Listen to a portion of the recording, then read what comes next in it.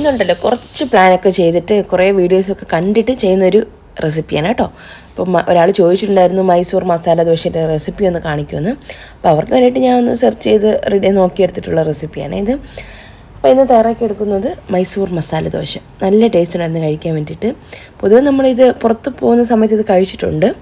അതിൻ്റെ taste okay ആയിരുന്നു കേട്ടോ, അപ്പം കൊള്ളായിരുന്നു കേട്ടോ. അപ്പം ഞാൻ എന്തായാലും റെസിപ്പി ഒന്ന് ഷെയർ ചെയ്യാം എങ്ങനെയാണെന്നുള്ളത്. അപ്പോൾ ഇതാ ഒരു പാനിലോ അല്ലെങ്കിൽ കുക്കറിലോ നമുക്ക് വേവിച്ചെടുക്കാം. ഞാൻ അതാ കുക്കറിൽ എളുപ്പത്തിനുണ്ട് വേവിച്ചെടുക്കുന്നുണ്ട്. 1 ടേബിൾ സ്പൂൺ വെളിച്ചെണ്ണ, 1 ടീസ്പൂൺ കടുക് ഒന്ന് പൊട്ടിയതിന് ശേഷം നമ്മളിത് അരിഞ്ഞ് വെച്ചിട്ടുള്ള ചെറിയൊരു കഷ്ണം ഇഞ്ചി എടുക്കുന്നുണ്ട്. പിന്നെ 2 സവാളയും 2-3 പൊട്ടറ്റോ, 1 ക്യാരറ്റ് ഇത്രയും കൂടെ ചേർത്തെടുക്കാം. 1 തണ്ട് കറിവേപ്പിലയും ആവശ്യത്തിന് ഉപ്പൊക്കെ ചേർത്തിട്ട് ഒന്ന് വഴറ്റിയെടുക്കുന്നുണ്ട്. അപ്പോൾ നിങ്ങൾക്ക് താളിക്കാൻ വേണ്ടിയിട്ട് വറ്റൽമുളക് പിന്നെ അതുപോലെ തന്നെ ഉഴുന്ന് പരിപ്പിക്കല്ല അതൊക്കെ വേണമെങ്കിൽ ചേർത്തെടുക്കാം. ഇപ്പോൾ ഞാൻ ഒന്നും ചേർക്കുന്നില്ല. പിന്നെ ഇതിലേക്കൊരു 1/2 ടീസ്പൂൺ മഞ്ഞൾപ്പൊടി പിന്നെ ഒരു 1/2 കപ്പോളം വെള്ളവും കൂടെ ചേർത്തിട്ട് ഒന്ന് മിക്സ് ചെയ്ത് അടച്ച് വെച്ചൊന്ന് വേവിച്ചെടുക്കാം. 1-2 വിസിൽ കൊടുക്കുമ്പോൾ തന്നെ ഒരു പൊട്ടറ്റൊക്കെ പെട്ടെന്ന് റെഡിയായി കിട്ടിക്കോളും. അപ്പോൾ അതൊന്നിരുന്ന് റെഡിയായി വരട്ടെ. അപ്പോൾ ഇനി നമുക്ക് ഇതിലേക്ക് മുകളിൽ ഇങ്ങനെ സ്പ്രെഡ് ചെയ്യാനുള്ള ഒരു ചമ്മന്തി ഒന്ന് തയ്യാറാക്കിയെടുക്കണം.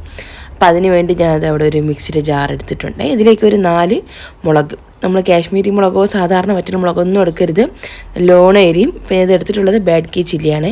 അത് ചൂടുവെള്ളത്തിലൊന്ന് സോക്ക് ചെയ്ത് വെച്ചിട്ടുണ്ട്. ഒരു 4 എണ്ണം എടുത്തിട്ടുണ്ട്. അതും പിന്നെ ചെറിയൊരു കഷ്ണം പുളിയും പിന്നെ ഒരു 10-12 അല്ലി വെളുത്തുള്ളി, 1 ടീസ്പൂണോളം മല്ലിയില അത് ചേർത്ത് കൊടുക്കാം. പിന്നെ ഇത് 1-2 ടേബിൾ സ്പൂൺ പൊട്ടുകടല, ആവശ്യത്തിന് ഉപ്പ്, പിന്നെ ഒരു 1/4 ടീസ്പൂൺ ഒരു നുള്ളു മതി കേട്ടോ ജീരകം, അത് ഒരു 1/4 ടീസ്പൂണോളം ചേർത്ത് കൊടുക്കാം, ചെറിയ ജീരകം. പിന്നെ ഒരു 1/4 ടീസ്പൂണോളം മഞ്ഞൾപ്പൊടിയും 1 തണ്ട് കറിവേപ്പിലയും ആവശ്യത്തിന് വെള്ളവും കൂടി ഒഴിച്ചിട്ട് നല്ല ഫൈനായിട്ട് തന്നെ ഒന്ന് അരച്ചെടുക്കാം. അപ്പോൾ അതാ ഒരു ചട്നി റെഡി ആയിട്ടുണ്ട് കേട്ടോ. ഇനി നമുക്കിതൊരു വേറൊരു പാത്രത്തിലുണ്ടെന്ന് മാറ്റി വയ്ക്കാം. ഈ ഒരു ടൈമിൽ നമുക്ക് ഉപ്പും പുളിയൊക്കെ പാകമാണോ നോക്കാം. കുറവുണ്ടെങ്കിൽ ചേർത്ത് കൊടുക്കാം കേട്ടോ നമുക്ക് ഈ ഒരു ടൈമിൽ. അപ്പോൾ ഇതിനിടയ്ക്ക് തന്നെ ആ ഒരു പൊട്ടറ്റോ എന്നൊക്കെ ഉള്ള ഒരു പ്രഷറൊക്കെ ഒന്ന് റിലീസ് ചെയ്തതിന് ശേഷം അടപ്പൊന്ന് മാറ്റിയിട്ടുണ്ട്. അപ്പോൾ നന്നായിട്ട് വെന്ത് വന്നിട്ടുണ്ട്. ഇനി നമുക്കിതൊന്ന് ഉടച്ചെടുക്കാം. വെള്ളം കൂടുതലും തോന്നിക്കഴിഞ്ഞാൽ ഒന്ന് തിളപ്പിച്ചൊന്ന് വറ്റിച്ചെടുക്കണേ. ഉപ്പൊക്കെ പാകമാണോ നോക്കാം. റെഡി ആയിട്ടുണ്ട്, ഒന്ന് മാറ്റി വയ്ക്കാം. ഇനി നമുക്ക് ദോശ ഒന്ന് റെഡിയാക്കിയെടുക്കാൻ വേണ്ടിയിട്ട് ഞാനതാ ഒരു ദോശ പാനിലോട്ട് ഒരു ചൂടൊന്ന് ക്രമീകരിക്കാൻ വേണ്ടിയിട്ട് കുറച്ച് വെള്ളം ഒന്ന് ഇങ്ങനെ തളിച്ചു കൊടുത്തിട്ടുണ്ട്. പിന്നെ നമുക്കതിലേക്ക് മാവ് കോരി ഒഴിച്ചിട്ട് നന്നായിട്ടൊന്ന് നൈസായിട്ടൊന്ന് പരത്തിയെടുക്കാം. അതുപോലെ തന്നെ ഒരു മീഡിയം ടു ലോ ഫ്ലെയിമിൽ വെച്ചിട്ട് വേണം ഈ ഒരു ദോശയൊക്കെ നമ്മൾ ഇതുപോലെ നാക്കിയെടുക്കാനായിട്ട്. ഹൈ ഫ്ലെയിമിൽ ഒരുപാട് ചട്ടി അങ്ങ് ചൂടായി പോയി കഴിഞ്ഞാൽ നമുക്കിതുപോലെ പരത്തിയെടുക്കാനായിട്ട് പറ്റില്ല. എന്നിട്ട് നമുക്കിതിലേക്ക് 1-2 ടീസ്പൂൺ നെയ്യൊക്കെ ചേർത്ത് കൊടുത്ത് ഒരു മീഡിയം ഫ്ലെയിമിൽ വെച്ചിട്ട് തന്നെ ഈ ഒരു ദോശ നന്നായിട്ടൊന്ന് മൊരിയിച്ചെടുക്കണം. എന്നിട്ട് ഇനി ഇതിലേക്ക് നമുക്ക് നേരത്തെ അരച്ച് വെച്ചിട്ടുള്ള ഒരു ചട്നി 2-3 ടീസ്പൂൺ നമുക്ക് ചേർത്ത് നന്നായിട്ട് എല്ലായിടത്തും ഒന്ന് സ്പ്രെഡ് ചെയ്ത് കൊടുക്കണേ.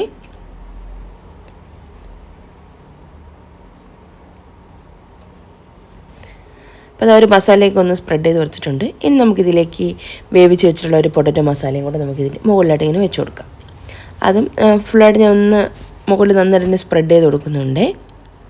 ഒരു സൈഡിൽ മാത്രമായിട്ട് വെക്കുന്നില്ല, എല്ലായിടത്തും ഒന്ന് ആക്കിയെടുക്കുന്നുണ്ട്.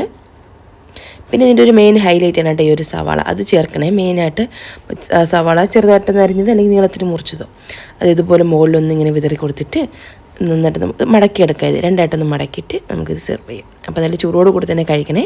അപ്പോൾ നല്ല ക്രിസ്പി ദോശയാണ്, ഉള്ളിൽ നല്ല മസാലയും കാര്യങ്ങളൊക്കെ ആയിട്ട് നല്ല ടേസ്റ്റ് ഉണ്ട്. അപ്പോൾ ഇതിൻ്റെ കൂടെ ഞാൻ വെള്ള ചമ്മന്തിയും കൂടെ അരച്ച് വെച്ചിട്ടുണ്ട് കേട്ടോ. അപ്പോൾ ചമ്മന്തിയും സാമ്പാറും ഉണ്ടായിരുന്നു. അപ്പോൾ ഇതൊക്കെ കൂട്ടിയിട്ട് രാവിലത്തെ ബ്രേക്ക്ഫാസ്റ്റ് കഴിഞ്ഞു. അപ്പോൾ എന്തായാലും നല്ലൊരു റെസിപ്പി തന്നെയാണ്. ട്രൈ ചെയ്ത് നോക്കൂ, തീർച്ചയായിട്ടും ഇഷ്ടപ്പെടും. എന്തായാലും ട്രൈ ചെയ്ത് നോക്കിയിട്ട് ഒരു ഫീഡ്ബാക്ക് താഴെ കമൻസ് ആയിട്ട് കൊടുക്കണേ. ഈ ഒരു വീഡിയോയും റെസിപ്പിയൊക്കെ നിങ്ങൾക്ക് ഇഷ്ടമായിട്ടുണ്ടെങ്കിൽ മറക്കാതെ തന്നെ ഒരു ലൈക്കും ഷെയറും കമൻറ്റൊക്കെ ചെയ്യുന്ന സപ്പോർട്ടും കൂടെ ചെയ്യാം കേട്ടോ. അപ്പോൾ ഈ വീഡിയോ കണ്ട എല്ലാ കൂട്ടുകാർക്കും താങ്ക്സ്.